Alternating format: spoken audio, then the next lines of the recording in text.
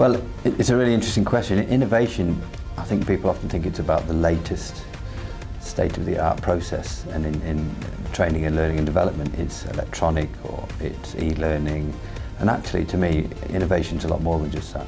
It's about doing something different and having a really positive result, whether it's using old style techniques, old equipment with the new ideas. And as an example, the campus facility that we are building or converting at Cannoton Court is a building that was dates back to the 11th century. So this is nearly 1,000 years old, this facility. We're equipping that complex. It will be a residential complex for our staff and for local colleges and schools and universities from around the UK and people from all our organisations coming together to experience state-of-the-art learning techniques. So we're going to equip our campus at Cannoton Court with simulation capability from 3D modelling, from graphics, and from plant simulation processes, so that everybody has a chance to exercise those higher cognitive capabilities in a 1,000-year-old establishment, which will be just fantastic in terms of an experience and a learning opportunity. So it's not just about spending more money or having something that's new. It's about looking around us and getting the best out of what we've got to add value, whether it's to the organisation or to the individual. So it can be an innovative idea or an innovative process, but something that really adds value to the organisation. To me, that's what innovation is about.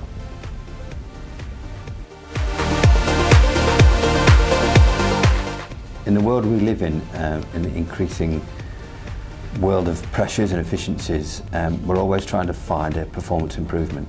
And often it's not about spending more money to get that improvement, it's about getting the best out of the people or the processes in the organisation.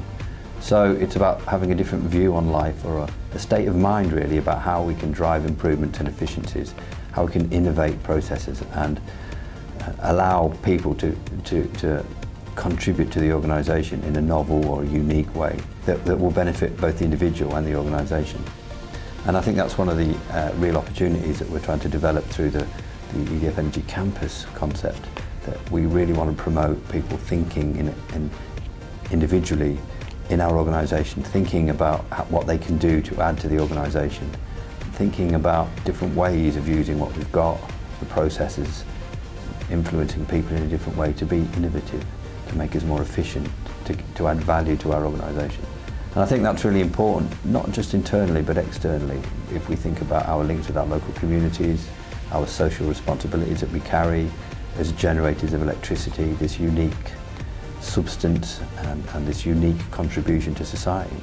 So we almost owe it to ourselves and our communities and society to think innovatively about how we move forward in terms of sustainable electricity generation, in terms of future management of the environment around us, and also in terms of investment in future skills in our local populations and our national organisations. So really, this culture of seeking to continuously improve and seeking to continuously innovate to improve is something that we're really keen to foster through our campus concept.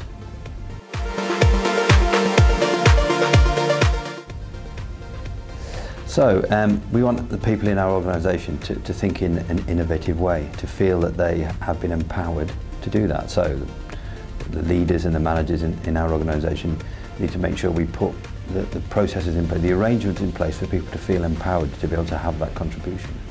And we want our people to think differently, to challenge some of the norms in how we run our organisations, to challenge some of the processes, and in particular challenge some of the values and behaviours so that we move forward in a positive way.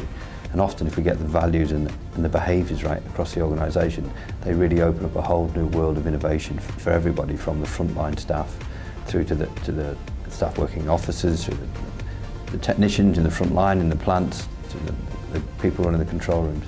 So it's a real opportunity for us to find new ways of working, new ways of developing the business, and I think more importantly for me, new ways of developing the people in the organisation to make that valuable contribution to what we're doing for society and what we're doing for our organisation, for our local communities. Yeah.